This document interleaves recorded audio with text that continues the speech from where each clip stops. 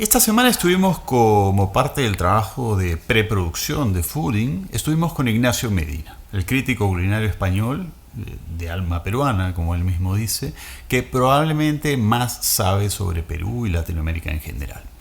Y estuvimos hablando de todo un poco, de la cocina peruana, de los ingredientes, de las denominaciones de origen, de todo.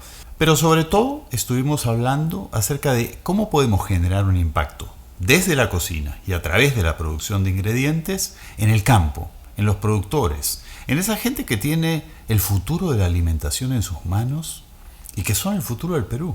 Yo creo que el principio de todo esto está en la alta cocina. Hoy tenemos que entender las dinámicas del mercado. Y el mercado alimentario y de alimentación y el mercado de la restauración y de la gastronomía es un mercado aspiracional y piramidal. Y las modas de consumo se crean arriba del todo, que es el mercado más pequeño. Y luego se van abriendo. Si yo, un restaurante de alto nivel, pone en valor la jicharapita, los restaurantes medios van a querer tenerlo y los restaurantes menos medios van a querer tenerlo y al final acabará apareciendo en los mercados porque el consumidor lo empieza a pedir. Y ahí creamos las tendencias y las dinámicas. Y conversando con Ignacio me di cuenta que ¿cuál era el papel de Fooding en todo esto? ¿Cuál era el papel de un documental que busca proyectar internacionalmente esta idea? Y es simple, el papel. Se trata de ganar tiempo. Se trata de hacer que las cosas pasen más rápido, en vez de demorarnos 100 o 200 años, que demoren 5 o 6 años. Hoy con las redes, con este mundo interconectado, todo es posible hacerlo más rápido. Lo que a General Motors le tomó 100 años, a Google o Netflix le tomó 10. Hemos avanzado mucho respecto a los últimos 10 años, pero es un proceso lentísimo. Y el problema es que el proceso social y desarrollo generacional en el campo no es tan lento. Y no me quiero ir por las ramas, pero es que aquí se junta todo. Porque ¿de qué nos sirve tener una super agroindustria o ser los primeros exportadores de harina de pescado del mundo si no podemos generar un impacto positivo para todos? En 20 años hay una nueva generación y esa nueva generación no va a querer vivir como sus padres, no va a querer vivir en una cabaña a 3.800 metros de altitud, sin luz, cocinando en el suelo en la puerta de la casa, con una casa en la que todo huele a humo, oscura, en la que para ir a cargar un celular tienes que hacer 800 metros de desnivel para bajar a una casa que hay en la pista, para ir a ver un partido de fútbol en la televisión tienes que caminar 3 horas. Y como aquí en Fooding siempre usamos el ejemplo de Manuel Choque, que es un agricultor de papas de Cusco, que ha logrado producir unas papas andinas llenas de antioxidantes que logra vender a 7 veces el precio promedio del mercado. Entonces, hablando de la papa y comentando esta historia con Ignacio, le hago esta pregunta. Entonces, volviendo a la metáfora de la papa, si este productor pudiera vender su papa en 10 euros, digamos, ya para todo eso cambiaría. Bueno, si la pudiera vender a $3 o $4, es que, claro, cambiaría radicalmente. El gran problema del producto, y la papa lo muestra, es que no entendemos que el productor tiene que vivir con dignidad de ese trabajo. Y si no conseguimos eso, estamos equivocándonos y estamos fallándole al productor. Y estamos creando un modelo que no es real, que se sustenta sobre un tipo que en 2, 3, 10 años morirá o será mayor y no podrá trabajar el campo y nadie querrá ocupar sus tierras. Sería triste, ¿no? Pero realmente no tiene por qué ser así. Lo tenemos todo. Hoy, la gran ventaja que tiene un país que cuida sus productos es que cuando trabajas en pequeños productos de mucha calidad y poca producción, puedes conseguir mercados de valor añadido altísimo.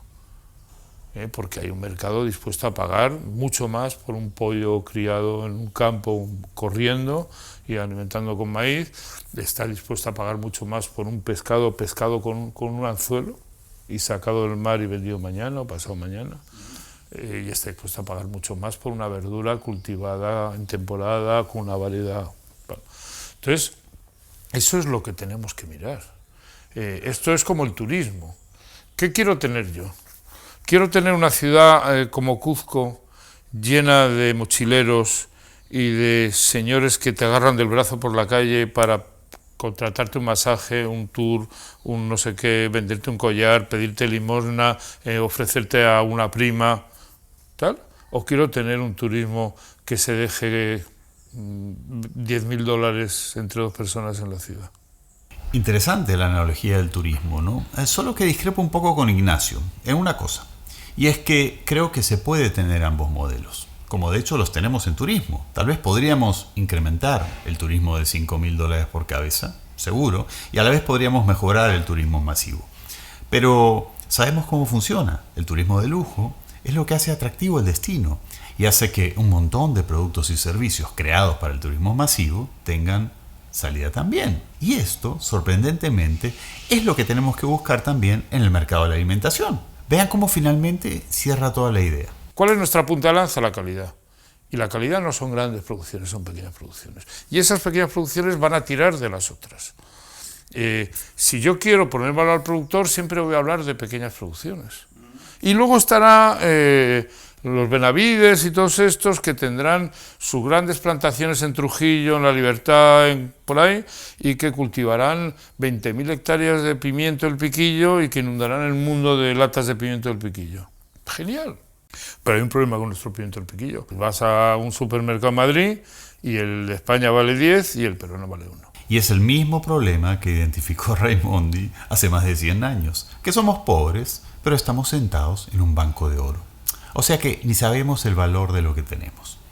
Bueno, pues, humildemente, en Fooding, buscamos respuestas. ¿Cómo voy a vender pimiento del piquillo peruano como producto emblemático de un país cuando ese país no tiene una sola receta con pimiento del piquillo? ¿Cómo voy a vender la alcachofa navarra que se está cultivando ahora en Chincha, la pequeña, la rica, en un país donde no se consume? ¿Cómo voy a vender el espárrago verde? ¿En cuántos restaurantes has visto tú en el último año espárragos verdes puestos en la mesa en Perú? No. ¿Uno? Ojo, claro que los vendemos, y ha sido un reto y un gran logro llegar hasta aquí. Ahora vamos por más valor, asociando todos los ingredientes que podamos producir a esta gran historia de la cocina peruana, a las historias de sus productores, de sus recetas, de sus tradiciones. Si no hay identidad, ¿cómo puedes asociarlo a Perú? En realidad, los productores, los vendedores, los fabricantes de conservas de espárragos en Navarra o de pimiento del piquillo también son los que lo hacen aquí, o lo compran aquí, lo etiquetan allí y ponen pequeñito Perú para que no se vea. Al final no hay una identificación real. ¿Qué tendría que pasar para que la marca Perú, puesta en grande en esa lata, haga que el precio suba? Eso ya funciona con muchos productos, funciona con el ceviche, por ejemplo. Y es en parte mérito de la marca Perú, pero la marca Perú tiene que pasar de las pantallas de diseño de los publicistas a las ollas, las mesas, las bocas. Hay que sentirla, hay que vivirla. Tal vez si ves Perú en esa lata y eso te recuerda esos pimientos rellenos que, qué sé yo, a la guaracina que te comiste en tu viaje a Perú o en el Tanta de Madrid, lo asocies a una experiencia agradable, a una receta que quieres repetir en casa y entonces compras la lata. Tal vez podamos empezar por ahí. Y para mí eso es Fooding, The Future of Food and the Role of Peru.